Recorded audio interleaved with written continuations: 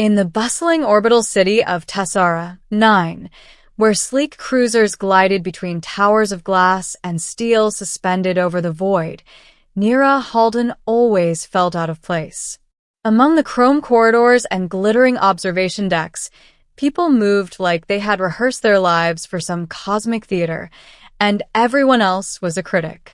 And Nira, with her uneven features and hands forever smudged with grease, was their favorite subject. They say she's never fixed a thing that worked, a voice snickered as she passed a group of engineers. They laughed, loud enough to echo through the metallic halls. The word stung, but Nira had grown used to it. Her laughter was rare, mostly hidden behind smudges of oil and the hum of machinery. Yet that day, something, or rather, someone shifted the balance. He was a newcomer, a pilot named Cale Rin, fresh from the outer rim freighters, with eyes that held the deep calm of distant stars. He moved through the corridors not as if they were staged, but as if he belonged to a rhythm of his own. When the group of engineers laughed at Nira, Cale's laughter didn't echo mockery. Instead, it was soft, warm, and genuine. He leaned against the railing beside her. "They're ridiculous," he said, eyes glinting with humor. "I've seen machines cry less than those people." Nira blinked. The words were simple, but in Tessara 9, simplicity was revolutionary. For the first time in years, she laughed, not at herself, not nervously, but freely. The sound was light and ringing, bouncing off the metal walls. And for a fleeting moment, she felt invisible chains snap. Weeks passed, and Cale became a constant in her life. He didn't treat her as fragile or strange. Instead, he leaned into her world of circuits, conduits, and plasma conduits. While others scoffed at her experimental engines and gravity-defying thrusters, Cale marveled. "You've got a way of seeing things others miss," he said one evening, as the orbital city below shimmered like a sea of fireflies. "I've never seen an engine laugh, but I think yours might." Nira smiled, the first real smile she had shared with anyone in years.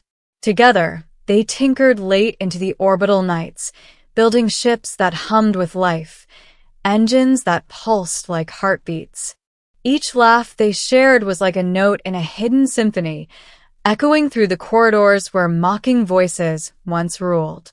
But in Tessara 9, being noticed always comes with consequences. The Council of Engineering Oversight, a rigid body that dictated what could and could not fly in orbit, had long dismissed Nira. Her inventions were labeled unpredictable, her methods chaotic, and her mind disruptive. The Council thrived on conformity, efficiency, and the predictable. Nira and Cale, with their symphony of laughter and ingenuity, represented everything they feared. One day, an official arrived with a notice stamped in crimson. All experimental engines must be decommissioned. Nira Halden's work is hereby suspended until further inspection. The laugh that escaped Nira was bitter, until Cale reached for her hand. "Then we'll give them something to notice," he said, eyes glinting like twin moons in the artificial lights. The plan was audacious.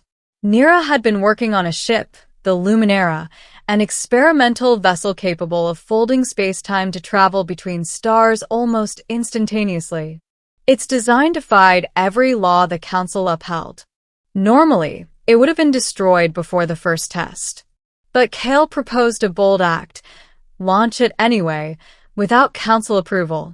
The night before the launch, they stood on the observation deck, the city lights a mirror to the infinite void beyond.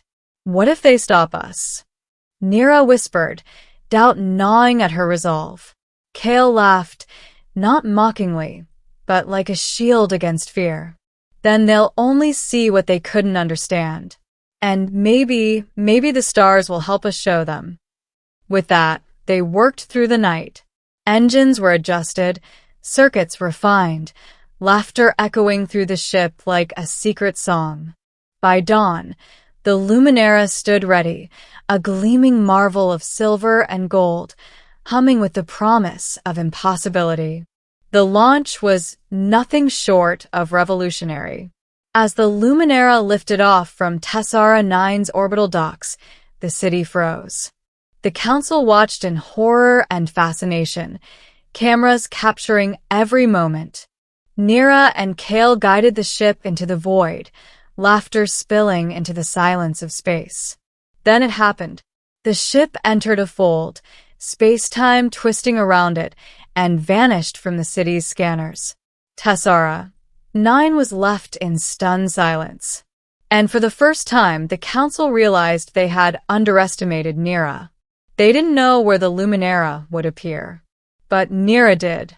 Somewhere in the black ocean between stars, there was a place that responded to laughter, a sentience embedded in the cosmic fabric, waiting to be noticed.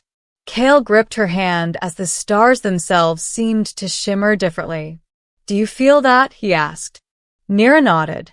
The engines weren't just moving the ship, they were singing.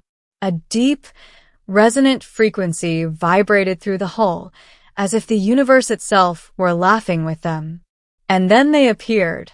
Massive, shimmering forms, vast as planets, pulsing with radiant energy. They were entities that defied description, composed of pure light and gravity, moving in a dance older than time itself. The stars, it seemed, had taken notice. "They see us," Nira whispered, awestruck. "They understand," Kale said. "Or maybe they just like the joke." The entities responded, surrounding the Luminara, their presence folding reality into a kaleidoscope of color and sound. And then, impossibly, they communicated, not with words, but with laughter. A deep, melodic resonance that vibrated through Nira's chest. It was in that moment that she realized something profound. The universe had always been listening, but no one had laughed with it.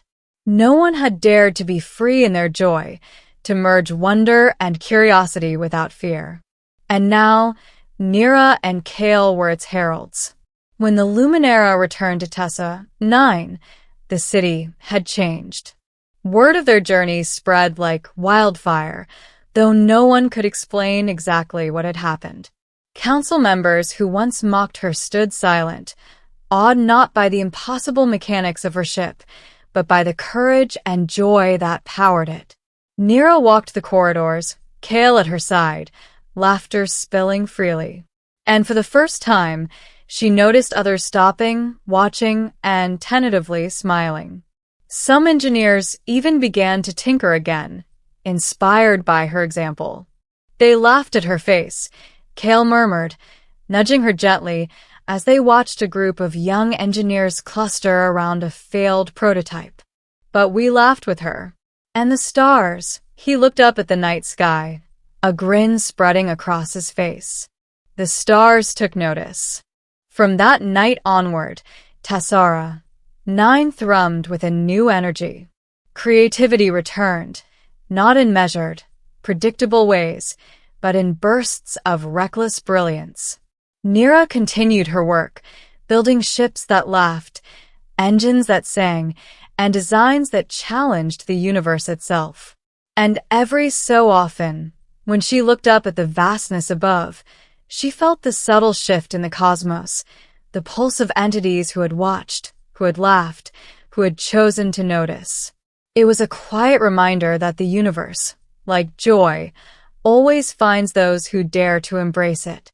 For Nira Halden, for Kale Rin, and for those who had once mocked them, the stars had become allies, witnesses, and friends. And the laughter that began as defiance became a song that echoed across galaxies, and